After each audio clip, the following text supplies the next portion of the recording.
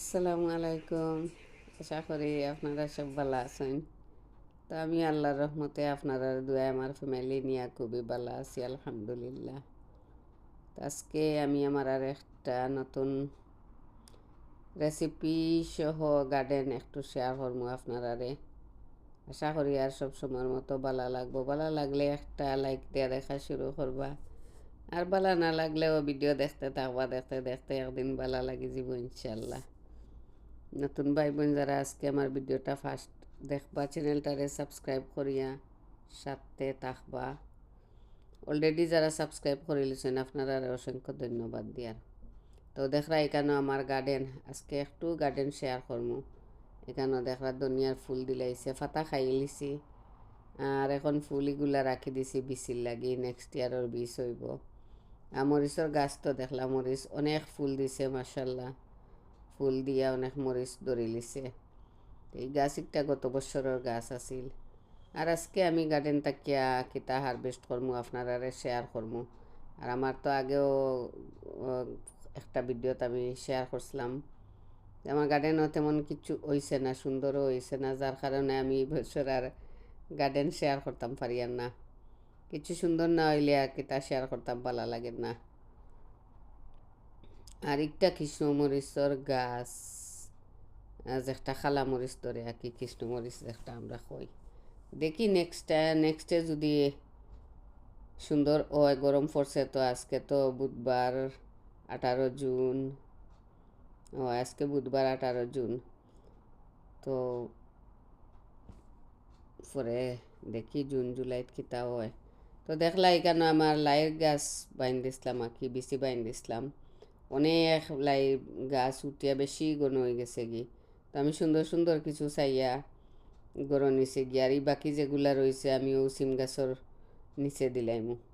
তো গাছর লাগে খানি হয়ে যাব গিয়া, আমারও খানি হয়ে যাব, গাছরও খানি হয়ে যাব।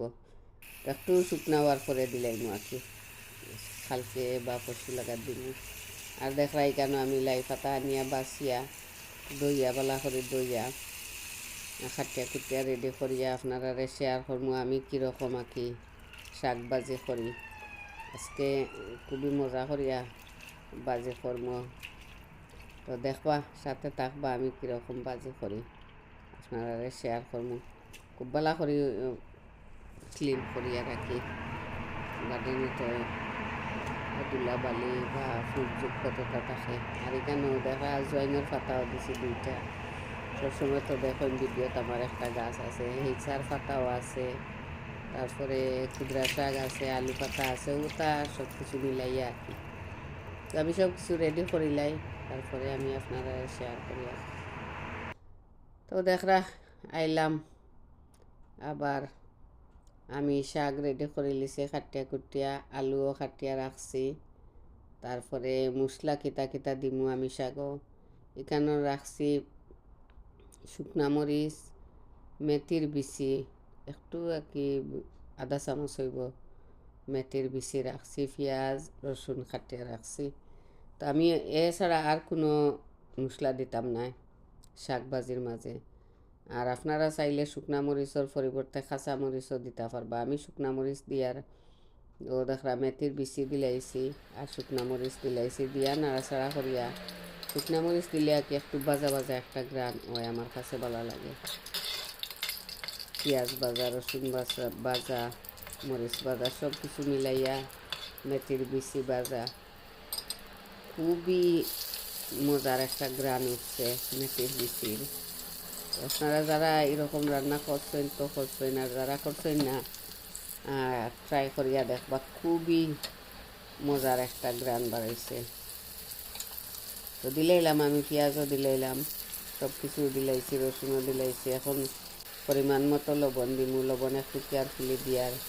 শাক তো একেবারে যখন সফট হয়ে যাব, তখন যদি লবণ টান হয়ে যায় তো আর শাক খাওয়া যাইতো না। তো আমি একটু লবণ দিছি আর কি, পরে চেক করিয়া যদি লাগে দিমু, আর না লাগলে তো দিতাম না।